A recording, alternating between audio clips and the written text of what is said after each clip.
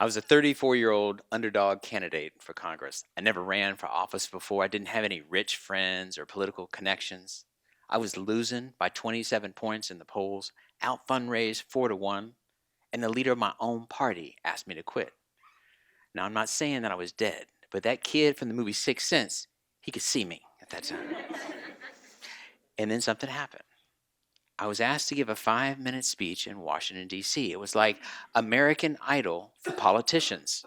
A newly formed group of CEOs got together and decided to put some big money into a handful of congressional races. They searched the country, narrowed it down to 16 finalists. I flew to Washington that morning as one of those 16, sat in the back of the room, patiently waited my turn. I was the last one called to speak, like tonight. The room was full of tension. I slowly made my way up to the stage, and the first words out of my mouth, I was just true. I said, guys, I've been sitting here for hours, and let me tell you how I feel. I feel like Elizabeth Taylor's seventh husband on his wedding night. Technically, I know what I'm supposed to do, but at this point, I don't know how to make it interesting for you.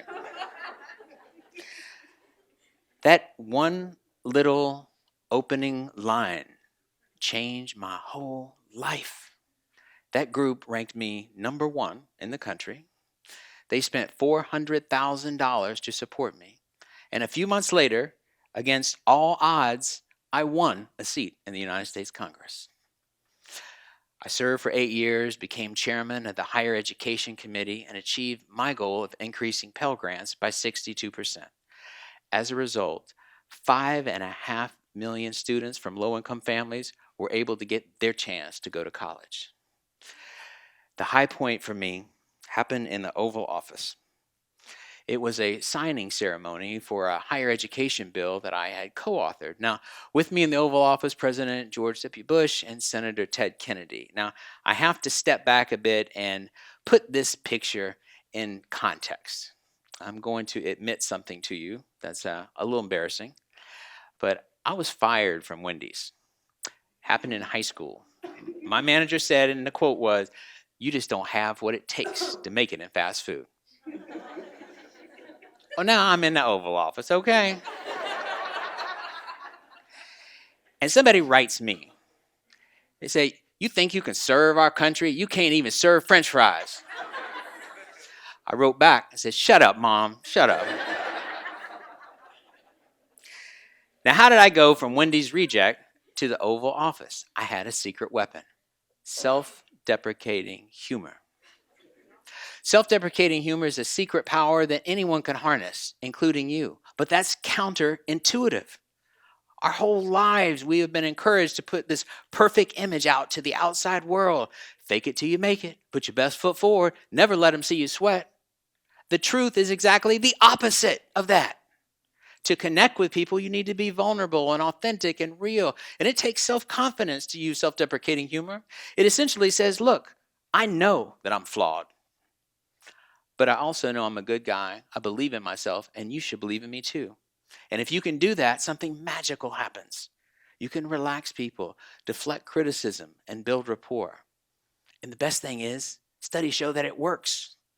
Researchers at East Carolina University took a look at the power of self-deprecating humor in the field of politics.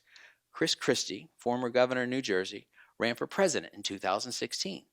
They showed one group of people a videotape of David Letterman doing a top 10 list that made fun of Chris Christie with a bunch of fat jokes. And I have to tell you, I struggled with weight my whole life, so I didn't like it. Not that funny to me. But the other people showed a different video. This video was Chris Christie himself going on to the David Letterman show being interviewed. Halfway through the interview, Chris Christie pulls out a glazed donut and starts eating it. And he said, "I didn't know this interview was going to take this long." Now, the people who saw the donut video gave him overall positive evaluations and said they were more likely to vote for him for president. The people who saw only the negative video, less likely to vote for him for president, lower evaluations. Now, imagine that. It's the same person, Christie. It's the same topic, weight, the same show, Letterman. The only thing that was different was who brought it up. And that made all the difference. Next, researchers wanted to look at the power of self-deprecating humor in the business world. And so a professor at Seattle University did a very clever experiment. She had a senior executive introduce a new employee named Pat to the group. And the first time he did it, he used self-deprecating humor. He said, "I'm so glad that Pat took this job despite knowing everything about me." Second time, he used negative humor. "I'm so glad Pat took this job despite knowing everything about you." Third time, no humor. "I'm so glad Pat took this job." What the study found is that the executive who used self-deprecating humor is found to be more trustworthy, more likable, having better leadership skills. The guy who used negative humor ranked worse than the guy that used no humor at all. What we learned is that self-deprecating humor is a very powerful tool for chief executives because it minimizes the status differences between the boss and the employees. Now, Brene Brown did some great research at the University of Houston. She discovered that we connect with people by being vulnerable, authentic, and real. She said vulnerability is a sign of courage, not weakness. She did a TED Talk on this in 2010, has 57 million views. Now, of that amount, 56.2 million are from me. Now, I don't know about all her vulnerability stuff that she talks about, but I do know that she's funny as hell. She uses self-deprecating humor in that one talk 22 times. 22 times. Nobody does it better. Now, I had to stumble onto this issue about the power of self-deprecating humor almost by accident. Shortly after I graduated from Vanderbilt Law School, I met Jeb Bush. At the time, he was a young guy, had never run for political office before, and I wrote a joke for his first campaign for governor. And the joke was, one of my opponents has accused me of running on my father's coattails. Well, to show that I'm running on my own merits, I've decided to go ahead and change my last name. Now, I don't know what I'm going to change it to yet, but it's either going to be Reagan or Eisenhower. Now, Jeb eventually got elected governor. In his first year in the governor's mansion, I decided that I was going to run for the United States Congress. And during that first race, I was criticized for my lack of political experience.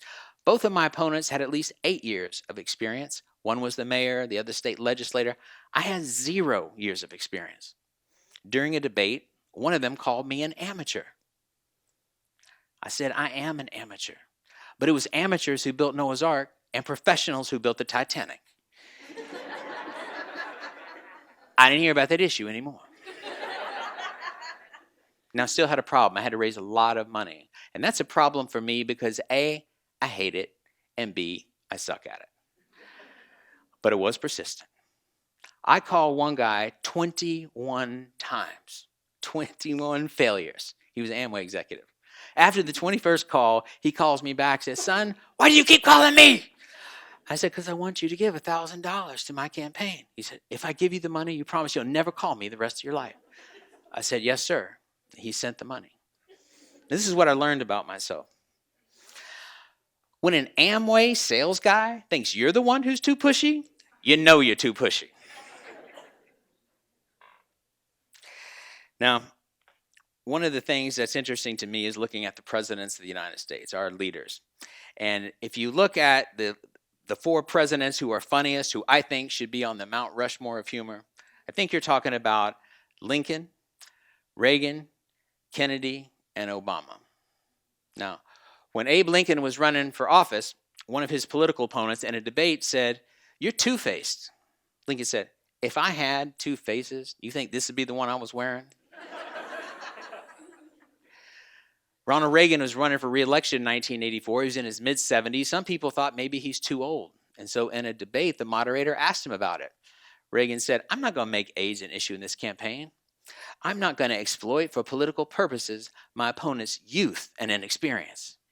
Now, everybody in that audience laughed, including that opponent, Walter Mondale. He later said, "I knew at that moment the campaign was over." Reagan had deflected it. He won 49 out of 50 states, biggest electoral landslide in history.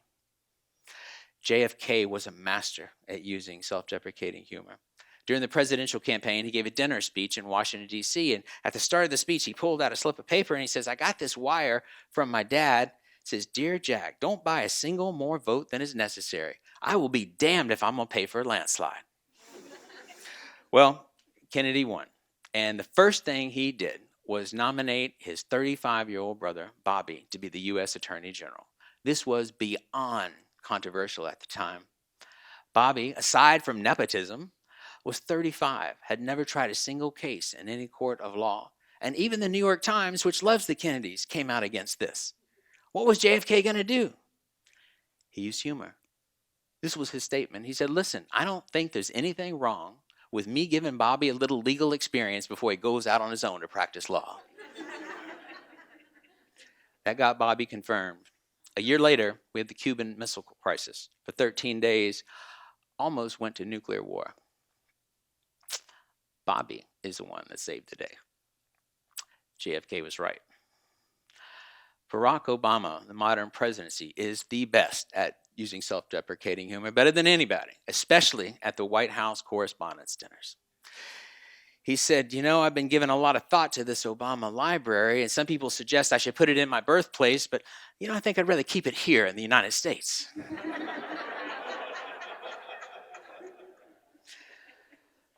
Obama said, I look in the mirror, I'm getting older. I have to admit, I'm not that strapping young Muslim socialist that I used to be. Exactly one day after one of those famous dinners, SEAL Team 6, acting on Obama's orders, captured and killed Osama Bin Laden. That night, the New York Mets were playing the Phillies at Philly Stadium. Ninth inning, tie score. It was announced that Bin Laden had just been killed. 45,000 people start cheering, USA, USA, USA. Nobody cared what team won anymore. That night, we were all on the same team. Well, we still are. Our theme is doing good. I wanted to do good by increasing Pell Grants. I was passionate about it, man, because I couldn't have gone to college if it wasn't for Pell Grants. I was raised by a single mom. But it was self-deprecating humor that elevated me to the position that gave me the chance to do something about it.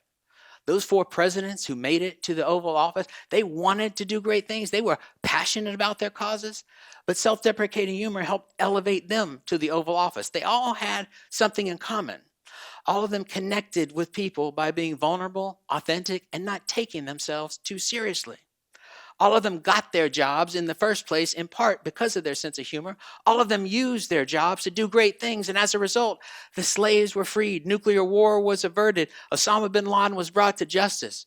There are many things that we can learn from these leaders, not the least of which is, if you want to do something great and you're passionate about it, a little bit of humor can change your life and maybe the world. I have one takeaway for you. You don't have to be the president. You don't have to be a member of Congress. You don't have to be the funniest person in the room. All you have to be is the most authentic version of yourself. What you thought was your biggest weakness is really your greatest strength. It's the thing that connects you with the rest of us. So don't fake it till you make it. Be real to seal the deal. If you can laugh at yourself and at life, you, my friend, will be unstoppable. Thank you.